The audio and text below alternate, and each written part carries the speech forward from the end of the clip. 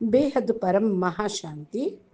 బేహద్ ఆత్మిక పరివారమునకు, ఆత్మిక సోదరి సోదరులకు బాపూజీ దశరథ్ భాయ్ పటేల్ తెలుగు ఛానల్కు స్వాగతం.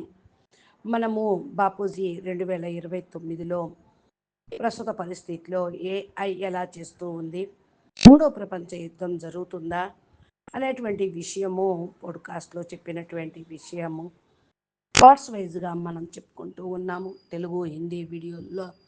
ఇప్పుడు మనము నెక్స్ట్ 9వ పార్ట్ కంటిన్యూషను, దీనికి సంబంధించిన హిందీ వీడియో విన్నారు, దీనికి తెలుగు అనువాదము. బాపూజీ నేను ఒక బేసిక్ ప్రశ్నే, ఇప్పుడు మానవులకు ఈ భూమి మీద ఉన్నటువంటి వాళ్ళకి ఎవరికైనా, పైన ఉన్న వాళ్ళకైనా, మేము ఎలాంటి ఏ మన్వంతరంలోని ఆత్మలం, ఫస్ట్ టైము భూమి మీదకి వచ్చాము, లేకపోతే అనేక సార్లు వచ్చాము అన్నటువంటి విషయము వాళ్ళకి ఎలా తెలుస్తుంది అని అడుగుతూ ఉన్నారు బాపూజీని అనంతభాయ్. చూడండి, ప్రతి ఒక్క ఆత్మ లోపల ఫస్ట్ ఆత్మ జ్ఞానం ఉంటుంది.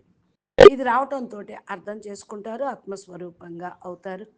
ఆత్మ పైన ఆవరణలు ఏవైతే ఉన్నాయో రికార్డింగ్స్, అవన్నీ కూడా వాళ్ళకి సాక్షాత్కారం అవుతాయి. నేను ఎక్కడ ఉన్నాను, నేను ఎవరు, ఎక్కడి నుంచి వచ్చాను, గెలాక్సీ నుండి వచ్చానా, యూనివర్స్ నుండి వచ్చానా, మల్టీవర్స్ నుండి వచ్చానా, ఇంకా పైనుండి వచ్చానా అనేది తెలుస్తూ ఉంటుంది. వారి ఆత్మ లోపల పవర్ని బట్టి, రికార్డింగ్ని బట్టి వాళ్ళు గ్రేట్ యూనివర్స్ నుండి వచ్చారా, ఎక్కడి నుంచి వచ్చారు అనేటువంటి ఆవరణలు అన్నీ తెలిసిపోతూ ఉంటాయి. ఆత్మ దర్శనం కూడా అవుతూ ఉంటుంది. ఆత్మ జ్ఞానం కావాలి, దీని కొరకు బ్రహ్మ జ్ఞానం కావాలి. అంటే బ్రహ్మ నుండి అహం బ్రహ్మస్మి యొక్క జ్ఞానంలోకి వస్తారు, బ్రహ్మస్వరూపంగా అవుతారు. బ్రహ్మ నుండి క్వశ్చన్స్ మరి అర్థమవుతూ ఉంటుంది వాళ్ళకి.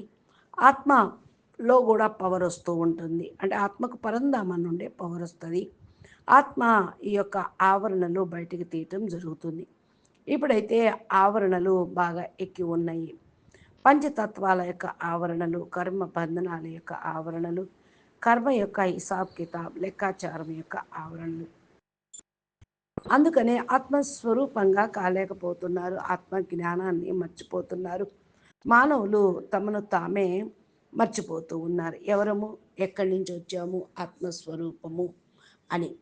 అయితే బాపూజీ నేను ఇంకొక మాట్లాడుతున్నాను. మాటికి కొత్త శరీరము, కొత్త సభ్యత, మరి కొత్త పేరు, ఇవన్నీ వస్తూ ఉంటాయి కదా ఆత్మలకి. అలా మర్చిపోతున్నారేమో.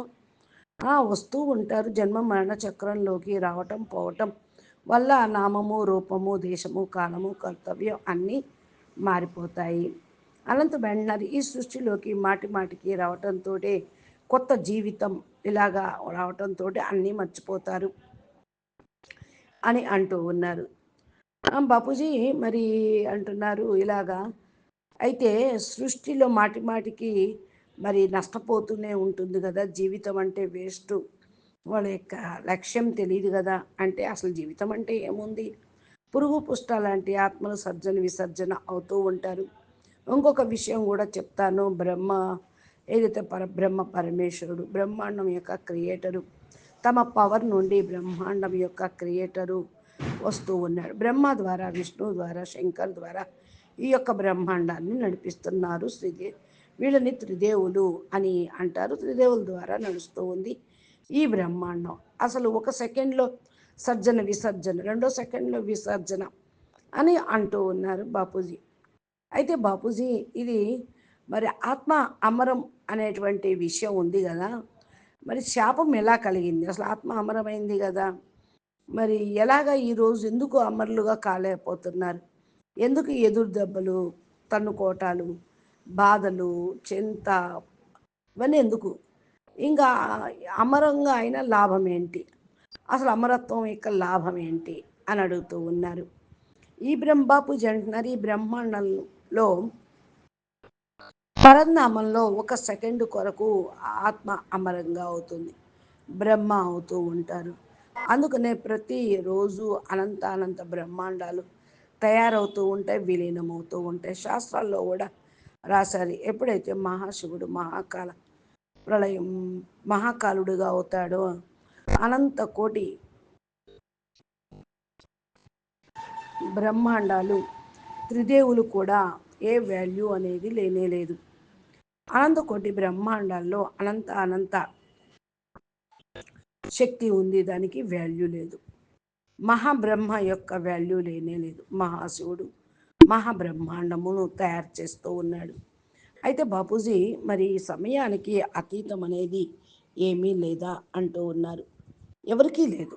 సమయానికి అతీతంగా మృత్యులోకంలో ఎలా ఉంటుంది? మనము అసలు మృత్యులోకంలో మానవులకి జ్ఞానం అనేది లేనే లేదు. అందుకనే నేను చెప్తూ ఉన్నాను, మరి యూనివర్సు సమయానికి అతీతంగా కావాలి అంటే బేహద్ కళా పరంధామం మహాకాల మహాబ్రహ్మ మహాశివుడు కూడా సమయం ఉంటుంది. మహాకాల ప్రళయం అందుకే జరుగుతుంది. అందరూ ఈ యొక్క కాలచక్రంలో తిరుగుతూనే ఉన్నారు. యూనివర్స్లో కూడా మరి వినాశనమైనవి, గ్రేట్ యూనివర్స్ వినాశనమైనవి, మల్టీవర్స్ వినాశనమైనవి. కాబట్టే కదా ఇంత పవర్ ఊర్జా పూర్తిగా సమాప్తమైపోయింది. 100 కళల పవర్ యొక్క ఊర్జా ఉన్నవాళ్ళు, యూనివర్సు 16 కళల ఊర్జా ఉన్నవాళ్ళు, వాళ్ళే సర్జన విసర్జన అయిపోయారు. మల్టీవర్సు కూడా సర్జన విసర్జన అయిపోయినది. ఈ మృత్యులోకం సదా తయారవుతుంది. మళ్ళా కూడా ఇప్పటి వరకు అర్ధ పరార్థం వరకు ఇది తయారవుతుంది. మళ్ళా కూడా కొంత మహాకల్ప ప్రళయాలు జరుగుతూ ఉన్నాయి. మృత్యులోకంలో మానవులకి జ్ఞానం అనేది లేనే లేదు అంటున్నారు బాపూజీ. అయితే బాపూజీ ఇది అసలు ఎప్పుడు స్టార్ట్ అయింది, ఎప్పుడు అంతమవుతుంది ఈ చక్రము అనేది ఎవరికీ తెలియదా? ఎవరికన్నా తెలిస్తే చెప్పగలరా అని అంటూ ఉన్నారు. బాపూజీ అంటూ ఉన్నారు, మహాబ్రహ్మాండం అంటే గెలాక్సీ. అక్కడికి వెళ్ళి పైన చూస్తూ ఉంటారు, బ్రహ్మాండం యొక్క మొత్తం కనపడుతూనే ఉంటుంది. మరి ప్రతి సెకండు కూడా ఎదురుగా బ్రహ్మాండం యొక్క సర్జన విసర్జన జరగటం కూడా చూస్తూ ఉంటారు. ఎప్పుడైతే మహాబ్రహ్మాండంలోకి వెళ్ళండి, గెలాక్సీలోకి వెళ్ళండి, కానీ మీరు యూనివర్స్లోకి వెళ్ళండి. సో గెలాక్సీ కొత్త ట్రిలియన్ అండ్ ట్రిలియన్ గెలాక్సీలు ఉన్నాయి. దానిపైన చూడండి, గెలాక్సీలు ప్రతి సెకండు కూడా మహాబ్రహ్మాండము తయారవుతుంది. యూనివర్స్ అంటేనే 16 కళల లెక్కతోటి గెలాక్సీ కూడా ఒక సెకండు వైండప్ సర్జన అవుతూ ఉంది, విసర్జన అవుతుంది అంటున్నారు బాపూజీ. ఏ విధంగా ఇక్కడ స్థూల జగత్తులో బృందావనం ఉంది అంటున్నారు, అలాగే సూక్ష్మ జగత్తులో కూడా ఉందా? ఎందుకు లేదు, గోలోకము ఉంది, విష్ణుపురిలో సాకేత పరంధామము ఉంది. ఇవన్నీ కూడా మరి ఉన్నాయి కదా. విష్ణుమూర్తి యొక్క అవతారాలు 24 అని అంటే 24 అవతారాలు పైన వారి వారి ధామాలను తయారు చేసుకొని లెక్కలేనంత ఆత్మలు అక్కడ ఉన్నారు. విష్ణు రూపాన్నే వారు కూడా ధారణ చేసి ఉంటారు అని అంటూ ఉన్నారు. అయితే అనంతబాయ్ అడుగుతూ ఉన్నారు, బాపూజీ 14 మన్వంతరాలు అని మన శాస్త్రాల్లో చాలా చెప్పారు దీని యొక్క విషయము, కానీ 7 మన్వంతరాలు అయిపోయినాయి. ఇప్పుడు మరి చతుర్యుగాలు కూడా ఈ 6వ మన్వంతరంలోనే ఉంది, 7వ మన్వంతరంలో జరుగుతుంది అంటున్నారు. మరి 8వ మన్వంతరం వస్తుందా అన్నారు. భూమి మీదైతే మానవులు కథలు వింటూ ఉన్నారు, శాస్త్రాల జ్ఞానము శాస్త్రాల్లో అయితే విషయం చెప్పారో 7వ మన్వంతరం జరుగుతుంది, చాలా అద్భుతం అని శాస్త్రాల్లో రాశారు. అయితే బాపూజీ ఇప్పుడు ఈ మన్వంతరం అనే విషయం మనం చూస్తున్నాము. మరి ఈ మన్వంతరాలు ఎన్ని జరుగుతాయి ఇంకా ముందు ముందు? మరి బ్రహ్మకు ఒక రోజు అయితే కింద ఒక సంవత్సరం పూర్తవుతుంది అని కూడా రాసి ఉంది అంటున్నారు శాస్త్రాల్లో. దానికి బాపూజీ అంటున్నారు, అంతే కదా, బ్రహ్మకు ఒక రోజు అంటేనే కల్ప ప్రళయం జరుగుతుంది, ఒక రోజు అంటేనే 14 మన్వంతరాలు పూర్తవుతాయి. సత్యతేత ద్వాపర కలియుగాలు ఈ విధంగా 1000 చతుర్యుగాలు అయిపోతే ఒక మన్వంతరం అవుతుంది. మరి అసలు ఈ 4 యుగాలు కలిస్తే 43,20,000 సంవత్సరాలు.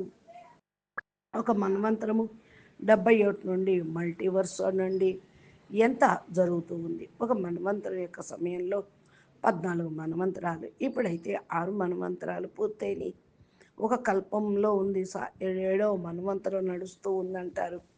అయితే 28వ చతుర్యుగము, ఈ యొక్క యుగాలు ఇలాగే ఉంటే బ్రహ్మకు 100 సంవత్సరాల్లో 50 సంవత్సరాలు పూర్తయింది. ఇక జరగబోయేది ఏంటి అని అంటూ ఉన్నారు బాపూజీ. బాపూజీ కూడా అదే చెప్తున్నారు. 100 సంవత్సరాలు బ్రహ్మ అంటే 50 సంవత్సరాలు పూర్తయింది. రెండవ పరార్థం నడుస్తూ ఉంది. బ్రహ్మ ఫస్ట్ పరార్థంలో ఉన్నటువంటి వాళ్ళందరూ కూడా పురుగు పుష్ట అయిపోయారు. రెండవ పరార్థంలో ఫస్ట్ రోజు మరి అంటే 28వ యుగాంతము కలియుగము నడుస్తూ ఉంది. మీరు చూడండి, ఒక రోజులో 14 మన్వంతరాలు. బ్రహ్మకు ఒక రోజులో 14 మన్వంతరాలు పూర్తవుతాయి. మరి ఈ రెండో ఫస్ట్ పరార్థంలో ఉన్నారు బ్రహ్మ. మరి 50 సంవత్సరాలు పూర్తయింది అంటే ఆయనలో పవర్ కూడా సమాప్తమైంది కదా. 1000 యుగాంతరాలు అవుతాయి, 14 మన్వంతరాలు అవుతున్నాయి. ఇలా 50 సంవత్సరాలు లెక్కేస్తే 1555 కరబ్ సంవత్సరాలు మరి ఇలా నడిచింది. ఇంకా దీని తర్వాత 20 అరబ్బులు ఉంటూ ఉంటాయి. అయితే ఇంకా ఉంది కదా బాపూజీ అంటున్నారు. రౌండ్ అబౌట్ ఇలాగే ఉంటూ ఉంటుంది. మరలా బ్రహ్మకు ఒక సంవత్సరం పూర్తయింది అంటే 31 కరబ్ 10 అరబులు 40 కోట్ల సంవత్సరాలు ఉంటుంది. 50 సంవత్సరాల్లో బ్రహ్మకు ఫస్ట్ పరార్థము, 50 సంవత్సరాల్లో ఎన్ని మన్వంతరాలు పూర్తవుతాయి అని. బాపూజీ అన్నిటికంటే ఇంకా డీప్గా వెళ్ళిపోయినట్లయితే అర్థమవుతూ ఉంటుంది. క్యాలిక్యులేషన్ కూడా మీరు కరెక్ట్గా ఫస్ట్ నుంచి అలాగే చెప్తూ ఉన్నారు. ఇప్పుడు నా క్వశ్చన్ ఏంటంటే, క్యాలిక్యులేషన్స్ పైన వెళ్ళి కూర్చోవటం, బ్రహ్మలో ఎంతమంది ఇలా బ్రహ్మాండంలో బ్రహ్మలు అయిపోయారు అని. బ్రహ్మలు వస్తూ పోతూనే ఉంటారు. బ్రహ్మ ఇంద్రుడు మారుతూ ఉంటాడు, బ్రహ్మ మారుతూనే ఉంటాడు. మరి అది జరుగుతూనే ఉంటుంది. బ్రహ్మకు ఒక పోస్ట్, బ్రహ్మ అనేది ఒక పోస్టు. అదే ఇదే విధంగా ఇంద్రుడు అనేది ఒక పోస్ట్. మరి బ్రహ్మ వినాశనం కాకూడదని ఏమన్నా ఉన్నదా? ఆయన ఏమైనా అజర మరి అవినాశినా కాదు కదా. మరి యూనివర్స్ కూడా అవినాశిగా ఏమి ఉండవు. మరి అవినాశి పోస్ట్ అనేది బ్రహ్మకు లేనే లేదు అంటూ ఉన్నారు. అడుగుతున్నారు, అనంత బ్రహ్మాండాల్లో ఎలా ఎన్ని బ్రహ్మలు ఉన్నారు, వెళ్తూ ఉంటారు అని. చాలామంది వెళ్తూ ఉంటారు, వస్తూ ఉంటారు. బ్రహ్మ అయితే చాలా మంది మారిపోయారు. మహాకాల ప్రళయము అనేది ఎప్పుడైతే జరుగుతూ ఉందో, ఈ యొక్క బ్రహ్మాండంలో చూడండి 4 యుగాలు పూర్తయ్యేటప్పటికీ అర్ధ ప్రళయం తర్వాత మరలా కొద్ది సంవత్సరాలు అవ్వగానే ప్రళయము, కల్ప ప్రళయము, మహాకల్ప ప్రళయము, మహాకాల ప్రళయము జరుగుతూనే ఉంటుంది. అస్తిత్వము అనేది ఉండకుండానే పోవచ్చు అంటున్నారు బాపూజీ. అయితే బాపూజీ మీరు ఏం చెప్తున్నారు అంటే, త్రిదేవులు ఉన్నారు, త్రిదేవుల ద్వారా జరుగుతుంది, అనంత బ్రహ్మాండాల్లో ఇదే కథ అంటూ ఉన్నారు, ప్రళయం యొక్క కథ అని. అయితే బాపూజీ ఇక్కడ ఇంట్రెస్ట్ క్వశ్చన్ ఇక్కడ ఏమి వస్తూ ఉంది అంటే, 7వ మన్వంతరం ఇప్పుడు నడుస్తూ ఉంది. ఇది అయిపోయిన తర్వాత దాని శాస్త్రాల్లో అయితే కొంత రాశారు, కొంత రాయలేదు.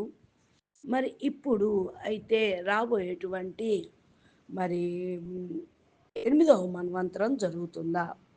లాస్ట్ మన్వంతరంలో ఉన్నాము. మరి తర్వాత మన్వంతరము జరుగుతుందా? 6వ మన్వంతరం కదా. 14 మన్వంతరాలు అయితే బ్రహ్మకు ఒకరోజు. మరి ఇంకా 13 అయిపోయిందా? ఎలా జరుగుతూ ఉంది అని అడుగుతున్నారు బాపూజీ. ఎప్పుడైతే ప్రజలు ప్రకాశాన్ని పొందుతారో శరీరం కూడా ప్రకాశవంతంగా అవుతుంది, మనుషులు ప్రకాశవంతంగా అయిపోతారు. అప్పుడు తెలుస్తుంది ఫ్యూచర్ యొక్క సంఘటన.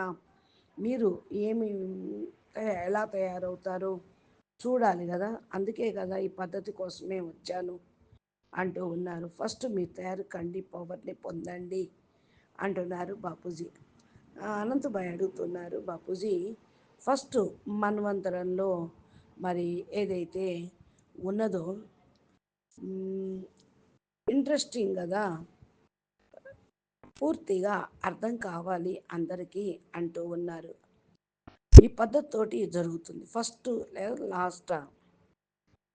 బాపూజీ ఈ మన్వంతరాలు ఏదైతే అంటున్నారు, నేను దివ్య దృష్టితోటి అంతా చూశాను, బ్రహ్మాండానికి అతీతంగా వెళ్ళి ఆది మధ్య అంతం యొక్క సమయాన్ని నేను కాలచక్రాన్ని కూడా చూశాను.